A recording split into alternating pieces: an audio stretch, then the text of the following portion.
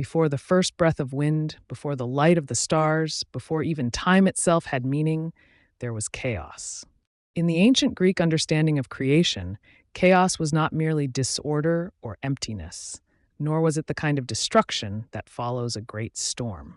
Chaos was a yawning void, an infinite abyss, a boundless chasm of potential, seething with unseen forces waiting to be born. It was not darkness, nor light, nor even the absence of both.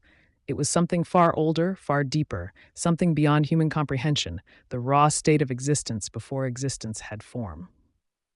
Chaos was the beginning and the end, the space from which all things emerged and to which all things would one day return. From the swirling abyss of chaos, the first forces of creation came into being, not as children born of union, but as self-arising entities, birthed from the sheer necessity of existence itself. Among these primal forces was Nyx, the embodiment of night, shadowed and eternal, cradling the vast unknown within her essence. With her came Erebus, the deep darkness that lay beneath all things, a shadow so ancient and all-encompassing that even light had not yet been imagined. They did not create the night and the void. They were the night and the void, flowing from chaos as the first echoes of form within the formless. But chaos did not birth only shadow and silence. From within its unfathomable depths came Gaia, the great earth, steady and unmoving, the first tangible force of stability and presence. Gaia was not simply the ground beneath one's feet, nor was she the soil that nurtured life. She was life's foundation, the womb of creation, the unshakable force upon which all things would rest. She stretched herself across the endless nothingness, her form vast and all-encompassing, her body rolling with hills, valleys, and plains that had not yet known rain, wind, or warmth. She was the first place, the first home, the beginning of all that would take root and rise. From Gaia, in response to the silence that had existed before her, came Uranus, the sky, vast and gleaming, arching over her like an eternal protector. He was the first light, the first breath of openness in a world that had been nothing but endless abyss. His form stretched across Gaia's horizon, and as he did, the first sense of movement, of separation, and of distance was born.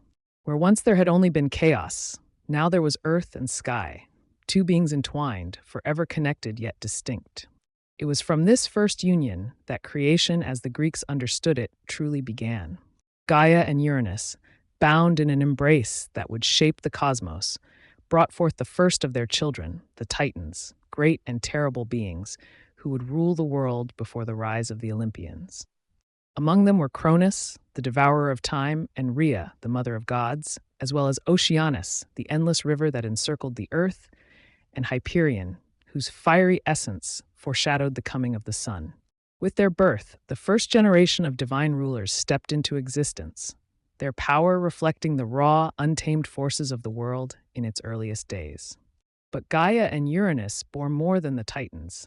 From their union came the Cyclopes, the one-eyed giants, masters of fire and forge, their singular vision piercing through the unknown with clarity unmatched. With them came the Hecatoncheires, the hundred-handed ones, creatures of overwhelming power and chaos, beings too vast and unruly to be contained by order. These children of earth and sky were not destined for rule. They were too monstrous, too uncontrollable, too much like chaos itself. And so, fearing them, Uranus cast them into the deepest pits of existence, sealing them away in the great chasm of Tartarus, the black abyss that lay beneath all things. Gaia, furious at the cruelty of her beloved, turned to her Titan children, whispering rebellion into the ears of the ambitious and the strong. Cronus, youngest and most cunning of them all, rose to her call. With a sickle forged from the bones of the earth itself, he lay in wait for his father. And when Uranus stretched across Gaia's form once more, Cronus struck, severing him from his dominion and hurling his remains into the void. The sky recoiled, separating from the earth, and in that moment, the heavens and the land were truly divided for the first time. From the blood of Uranus, spilled across the land and sea, new beings arose. The Erinyes, the Furies, born of vengeance itself, took their place among the divine, their presence a reminder that no crime, no matter how cosmic, would ever go unpunished. The giants, great and unruly, sprang forth as well, their forms wild and unpredictable, their power beyond measure. And from the foam that churned where Uranus fell into the waves, Aphrodite, goddess of love and desire, emerged, beautiful and untouchable, a being unlike any that had come before. With Uranus fallen, Cronus and his fellow Titans took dominion over the world, shaping the heavens, the seas, and the lands according to their will. But the cycle of betrayal and prophecy did not end with the fall of the sky.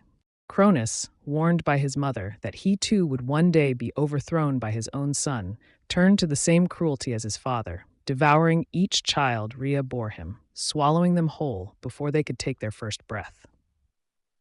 Yet, fate is not so easily denied, and through Rhea's cunning and Zeus's survival, the prophecy would come to pass, setting the stage for the rise of the Olympian gods and the final shaping of the world. The creation of the world in Greek mythology is not a tale of simple beginnings, nor is it a story of immediate order and harmony. It is a history of struggle, of cosmic forces battling for dominion, of destruction and rebirth in an endless cycle of power-shifting hands. Chaos did not simply give way to form. It gave rise to forces that would fight, rise, fall, and rise again, shaping the world in their image. The cosmos was not created in a moment, it was forged through conflict, rebellion, and the will of those who sought to shape it. This is the world that was made, not by a single divine will, but by the forces that clashed and carved it into being. The primordial void did not vanish. It still lingers at the edges of reality, in the depths of Tartarus, in the silence of night, in the spaces between stars. The echoes of chaos remain, whispering in the unseen spaces of existence, reminding all who listen that before creation, before order, before the gods themselves, there was the abyss, and the abyss will always remain.